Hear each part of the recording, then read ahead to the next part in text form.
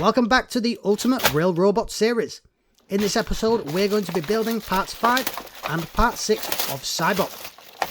In part 5, we have the front shield panels for Cybot. In part 6, we're going to be attaching the rear panel, top panel, 9-volt battery pack and 9-volt battery cable. So let's crack on with part number 5. We're going to be fitting the front shield to Cybot. There is a left panel and a right panel, and these will house the sonar sensors and light sensors later on. Now, if you haven't already, please subscribe, like and share these videos. This is an incredibly cool build. This is from 2001 to 2005, and I'm fortunate to have every single part.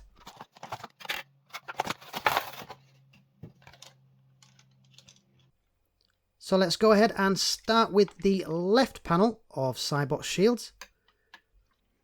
Relatively straightforward. There are only 2 screws to attach this left panel. I'll place a couple of screws in these designated holes. Now these are self-tapping screws, and the blue plastic shields are very temperamental. They do crack, they do break. They're not shatterproof, unfortunately. What's very important is to make sure the screws do not go in on an angle, because they will not tap correctly. Then the screw will not go all the way through and the shields will not sit properly. This is important because when we add the sonar sensors and the light sensors later, they must be at the right angle to work correctly.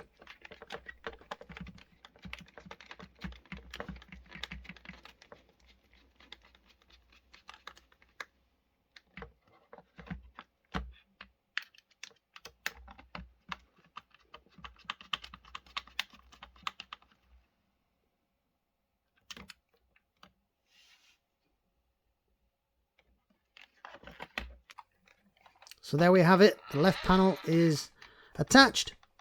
Seems fairly sturdy. It will become more sturdy when we attach the second panel and the top panel. Now what I have done here is pre-tap the screws off camera just to make them a little easier to get in. Also on the front of these 2 shields where they intersect, there are 2 flaps that cross over each other. I have to make sure those are sat correctly.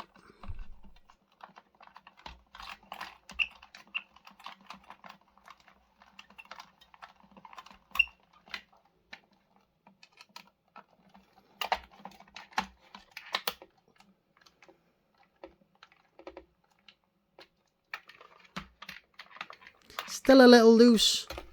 Let's get those screws all the way through.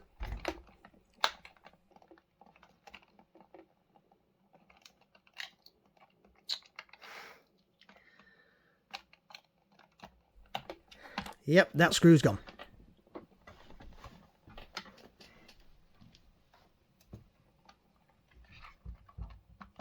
But it's looking pretty good. I love the colour, the blue really pops. And you may have noticed that caster wheel was a little bent, and that's because I'm using an old caster wheel that had already previously snapped. These are very weak, especially when you put too much weight or pressure on top of Cybot while building. This is the new caster wheel that I do have. I'm going to pop that to the side, use that later on, just in case it breaks again.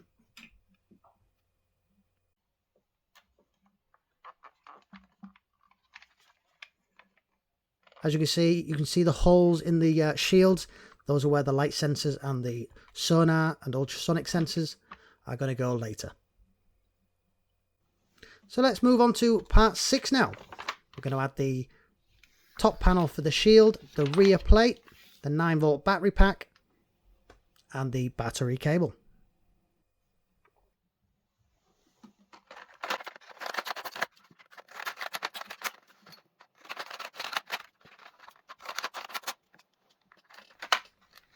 Here you can see how old these magazines are. The plastic has discoloured.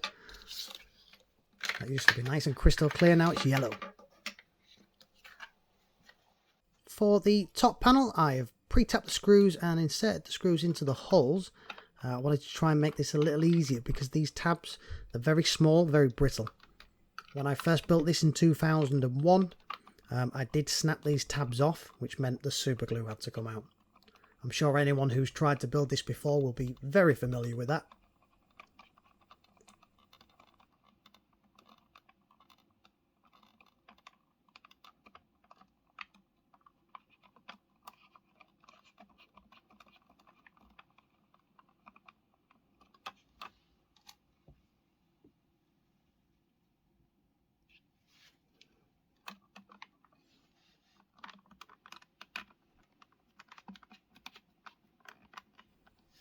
As you can see, I've not got no support under that tab, and as I'm screwing that screw down, it's pushing the tab down.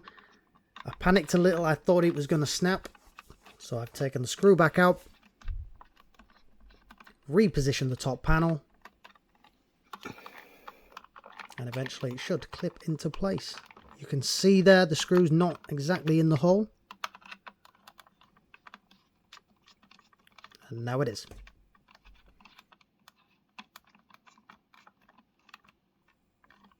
And that's the top panel complete. Very sturdy. Moving on, we now need to attach the 9-volt battery pack and the battery cable. To do this, we need to gain access to a hole in the chassis of Cybot, which is directly underneath the motor driver board. Straightforward enough, we just remove the 4 screws. That'll give us access to the hole, and then we can feed the 9-volt cable through the chassis.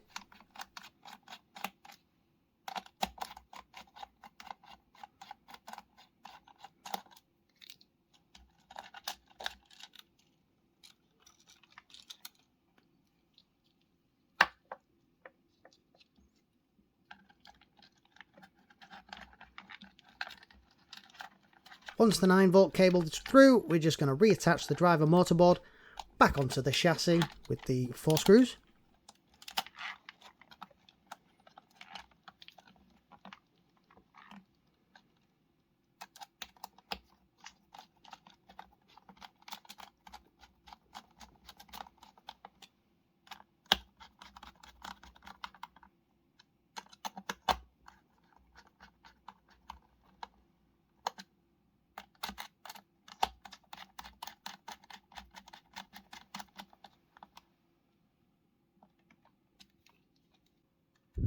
Now that's complete, we can go ahead and attach the 9-volt cable to the switch and driver motor board.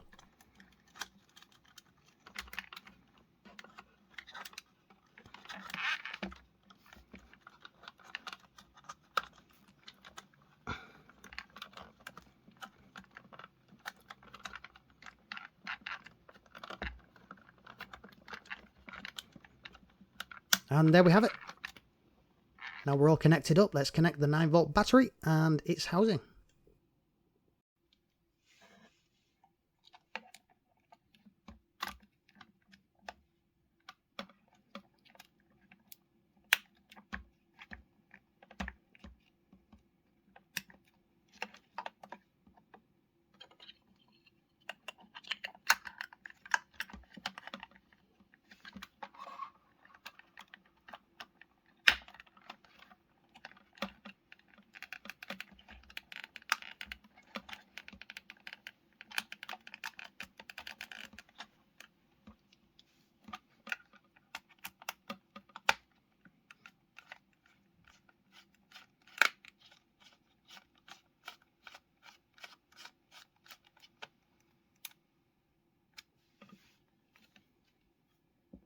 And now we are going to attach the final part of this episode, the rear panel.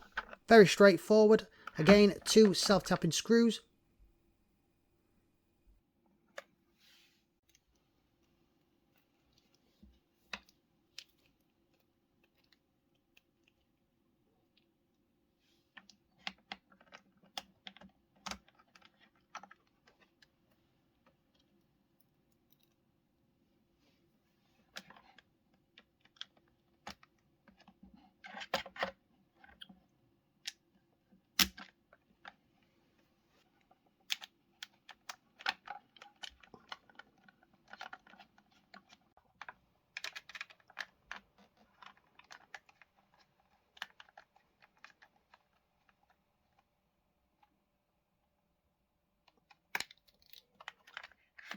And there it is. I think it's looking absolutely fantastic so far. That colour really pops. Unfortunately, off camera, what I was doing earlier, I was trying to pre-tap the threads for these 2 screws down here. And unfortunately, I did it to the wrong holes. One of the screws unfortunately snapped off, so I'm going to have to use a bit of super glue later because there's a circuit board that sits right on top of there. However, these 2 bottom screws, they're looking good. They didn't snap the tabs. Fantastic. Again, the front caster wheel, I'm going to leave it off for the duration of the build. I'll put it back on when we are testing it. I want to preserve the new one. But hey, look at that. Fantastic. Now, if you haven't already, please subscribe, like the videos, and share. This certainly brings back a lot of nostalgia for me, having built this originally in 2001. Thanks for watching, and I'll see you in the next episode.